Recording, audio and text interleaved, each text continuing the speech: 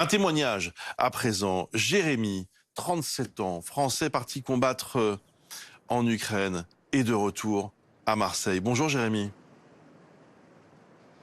Bonjour Monsieur Toussaint.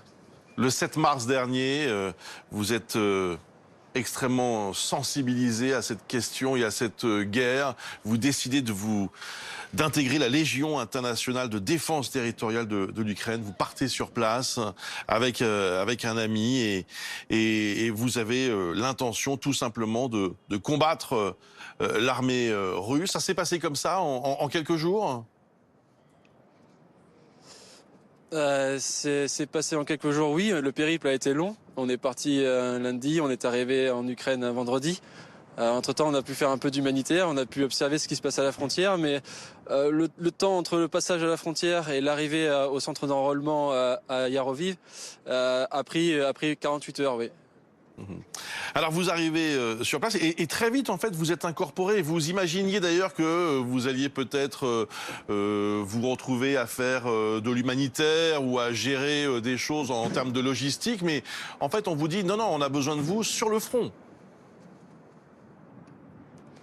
Oui, c'est un peu, c'est la guerre. Je pense que tous ceux qui sont volontaires aujourd'hui, tous les Français qui veulent partir combattre en Ukraine, savent que c'est la guerre. Donc il n'y a pas de surprise à ça. On prend les armes, et on va là où on a besoin de nous. C'est vrai que la surprise a été que même pas 7 ou 8 heures après avoir signé son contrat d'enrôlement, on a été bombardé par les Russes. C'est surtout ça. Après, les règles du jeu étaient claires. On est dans l'armée, dans un système de hiérarchie. Les ordres sont les ordres. On va là où on a besoin de nous. Mais Jérémy, quelle était votre formation militaire? Ma formation militaire, pour ma part, moi j'avais 5 ans d'armée dans l'armée de l'air. Et les gens qui étaient avec moi, ça a été pas du tout d'expérience, à quelques années d'expérience. Dans tous les corps d'armée, on était armée de terre, armée de l'air, marine. Il y a un peu de tout, la Légion internationale. Oui, de toute nationalité d'ailleurs. Je crois que vous parlez de Brésiliens, d'Irlandais, d'Anglais. Oui. En fait, c'est vraiment la volonté de rassembler un maximum de nationalités et aussi d'expérience. Malheureusement, hormis la nationalité, il y a eu quand même beaucoup de personnes qui sont venues sans expérience militaire ou sans expérience de combat, ce qui fait que on s'est retrouvé dans une situation où, quand il a fallu prendre des décisions rapides, il y a des gens qui se sont retrouvés dans l'incompréhension. Certains ont été tétanisés, mais oui, effectivement, énormément de monde. On était 400 à 500 sur le camp quand j'y étais samedi dernier, et toute nationalité confondue. Avec chacun a pu apporter son expérience. En tout cas, très très heureux de voir que les Américains, les forces spéciales américaines ou canadiennes ou même brésiliennes étaient sur place. Ouais. Des anciens. Alors on a vu une carte à l'instant, vous étiez sur la base de Yavoriv, hein, c'est un site qui est à une vingtaine de kilomètres à peu près de la frontière polonaise. Vous saviez pas très bien d'ailleurs où vous mettiez les pieds d'ailleurs quand vous arrivez dans ce centre, hein. Oui. En fait, le processus d'enrôlement est assez complexe. Tous les gens qui pensent qu'un simple mail à l'ambassade ukrainienne et avec un avis favorable et c'est direct dans la Légion, c'est pas du tout comme ça que ça se passe. Il faut être coopté, il faut passer un premier entretien avec des volontaires ukrainiens qui vérifient s'il y a une expérience militaire. Maintenant, c'est le cas. Ce n'était pas le cas avant que je m'enrôle. Et après, on est escorté par un convoi militaire jusqu'au centre de recrutement, au centre d'enrôlement. Et là, on peut signer le contrat. Et à ce moment-là, on rentre dans le schéma typique militaire. On nous donne un uniforme. Et puis voilà. Après, la suite, on la connaît. En tout cas, pour ma part, elle n'a pas été très longue puisque le lendemain, on a été attaqué. Alors justement, racontez-nous ce qui s'est passé. Donc première nuit sur place, vous dormez dans des sortes de dortoirs, hein, et vous êtes réveillé au petit matin. Oui. On a signé nos contrats. Il devait être 15h, 15-16h. On va manger à l'heure militaire, c'est-à-dire 18h au mess. C'est la cantine. On rencontre d'autres Français. On commence à se faire des amis, entre guillemets des camarades. Et puis on perçoit notre pactage, donc notre uniforme, nos rangers, des t-shirts, tout ce qu'il faut pour pouvoir tenir. Surtout qu'il fait froid. Il fait -10 là-bas. Et on se couche. On a pu prendre une douche parce que ça faisait quelques jours qu'on était sur la route quand même. Donc on se douche.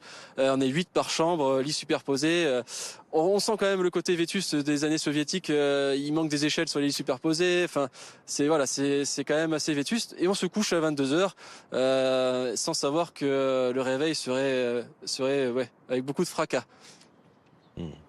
Donc en effet, c'est une bombe qui explose et qui provoque des incendies, des bâtiments en flammes. Ce sont des tirs de missiles russes. Vous êtes confronté, voilà, très vite comme ça à la réalité de la guerre.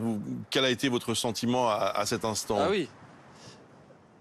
Quand vous êtes réveillé à 5h40 par une intense lumière rouge, des vitres qui explosent et des gens qui crient il faut partir, il faut sortir, il faut sortir, et que le bruit, en fait, les mots enfin, on peut pas décrire ce qu'on a vécu avec des mots, mais c'est vraiment une situation où il faut gérer sa peur parce que il y a la peur à gérer.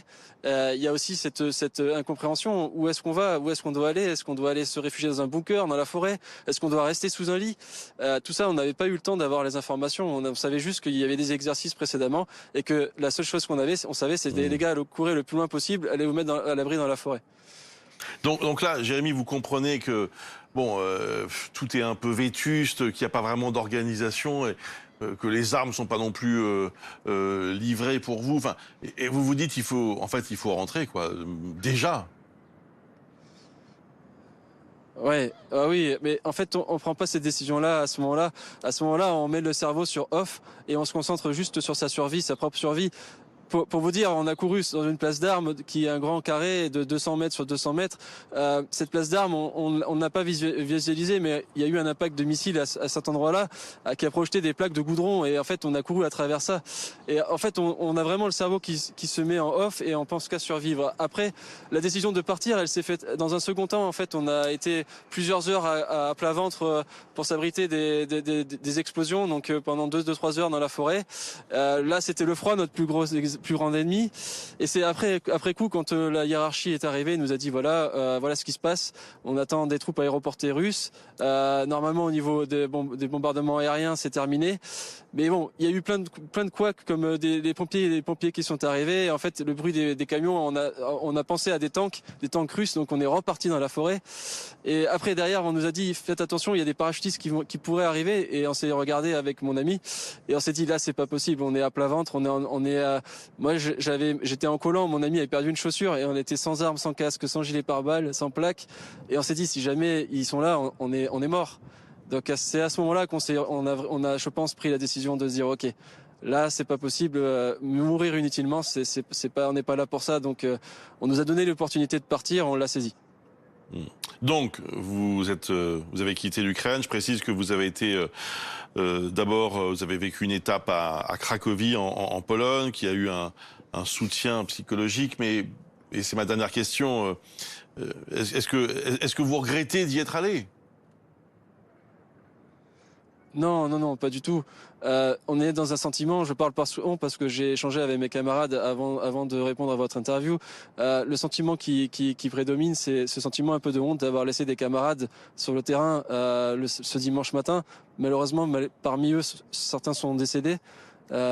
Et aussi ce sentiment de se dire on revient à cette vie qui est d'avant, où on parle de Covid, on parle d'élection présidentielle, on parle de prix de hausse du gasoil, et en fait on réalise que ben voilà, oui, y retourner c'est possible d'y retourner, parce qu'il faut vraiment savoir que ce peuple est vraiment très courageux, très résilient. On était sidérés par cette bravoure et ce courage. Il faut vraiment le souligner. Les premières victimes aujourd'hui, ce sont les Ukrainiens et Ukrainiennes. Et nous avons pris 8 missiles de croisière russes. Aujourd'hui, je vois vos informations. Je vois que Mariupol, il y a encore des bombardements. Il y a eu un bombardement centre commercial près de Kiev. C'est des civils. Nous sommes à la base avec une expérience militaire, donc on peut accepter l'idée de mourir parce qu'on est formé au sacrifice ultime. Mais les civils, c'est plus compliqué. Et c'est pour ça que si on doit aider, je pense qu'on aidera depuis la France. Et si on peut aider, on ira jusqu'à la frontière en Pologne.